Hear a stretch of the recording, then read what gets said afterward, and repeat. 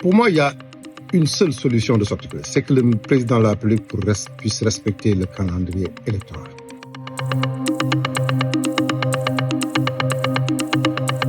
Je suis le docteur Abdoulaye Bousso, je suis médecin de formation et je suis membre de l'initiative Aar Sunu Élection.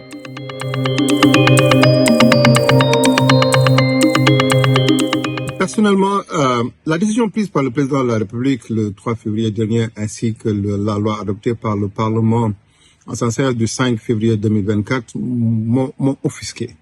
En tant que citoyen, je pense que c'est une situation qui est inacceptable. Aujourd'hui, les arguments que le pouvoir a mis sur la table parlant d'une crise institutionnelle n'est pas valable. Et je le dis, c'est un scénario qu'ils ont voulu dérouler. Malheureusement, ils ont eu de mauvais acteurs parce que eux-mêmes, sur certains plateaux de radio ou de télé, ont eu à confirmer qu'il n'y avait pas de crise institutionnelle. Mais malheureusement, la décision qui a été prise a conduit aujourd'hui à une véritable crise dans ce pays. Les actes qui ont été pris par le président de la République ainsi que par l'Assemblée nationale, je laisserai les spécialistes en droit les qualifier de coup d'État institutionnel. Et moi, ce que je peux dire en tant que citoyen, c'est que si aujourd'hui un président de la République est capable et en mesure de modifier la Constitution parce qu'il a la majorité à l'Assemblée nationale à sa guise et qu'il est en mesure de prolonger son mandat, c'est que c'est une situation extrêmement grave. Et c'est quelque chose qui ne peut pas être accepté. En tout cas, si cette situation elle est validée, il faudra absolument la modifier. On ne peut pas être dans un pays comme le Sénégal, une grande démocratie comme le Sénégal, où un président de la République peut à sa guise manipuler la Constitution. C'est pas acceptable. Et c'est pourquoi moi, j'amène ma voix, je porte ma voix à côté d'autres citoyens sénégalais pour nous offusquer de cette situation. Et nous allons le faire de toutes les manières que nous pouvons, de manière pacifique, pour que le président puisse entendre la parole du peuple. Aujourd'hui, notre lutte, moi je dis, c'est pas une lutte pour nous-mêmes, mais c'est une lutte pour les futures générations, c'est une lutte pour nos enfants, pour nos petits-enfants. Nous avons l'obligation aujourd'hui d'avoir un pays stable, d'avoir des institutions stables et d'avoir une constitution aussi forte et solide. Et pour cela, nous allons effectivement nous engager à ce que le président de la République puisse, dans les plus brefs délais, revenir à la raison et respecter le calendrier électoral. Oui, effectivement, aujourd'hui, il y a beaucoup de manifestations, beaucoup d'organisations, la société civile, les organisations politiques, les syndicats, etc., sont tous en train de se mobiliser pour exprimer leur désaccord face à cette décision prise par le président de la République. Je pense qu'aujourd'hui, l'État doit laisser aux populations de s'exprimer. L'expression fait partie des fondements de notre Constitution, la liberté d'expression, la liberté d'opinion, la liberté de manifester. Et cela est important. Et cela permettra d'éviter les situations désastreuses que nous vivons actuellement avec ces décès, ces personnes tuées lors des manifestations, ce qui est extrêmement grave.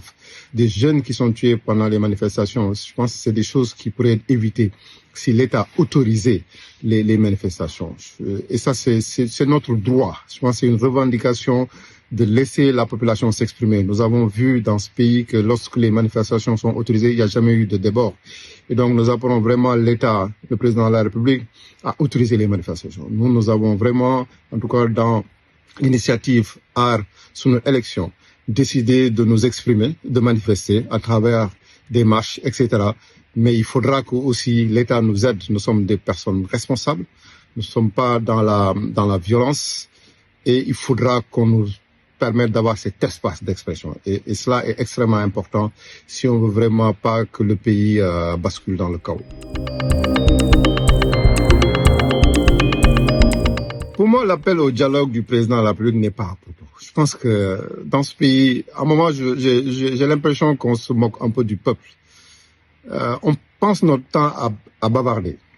Je pense qu'on devrait plus nous mettre au travail.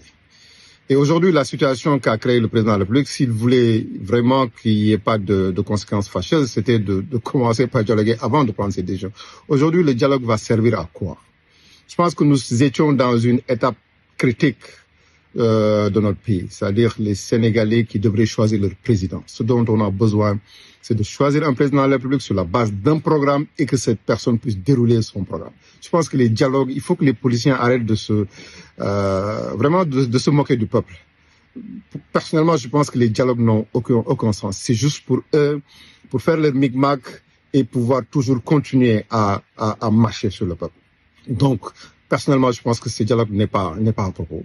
Ce qui est aujourd'hui important, c'est de faire ces élections, d'élire un président de la République à travers un programme que les Sénégalais auront validé et que ce président de la République puisse dérouler son programme et se mettre au travail et mettre les Sénégalais au travail.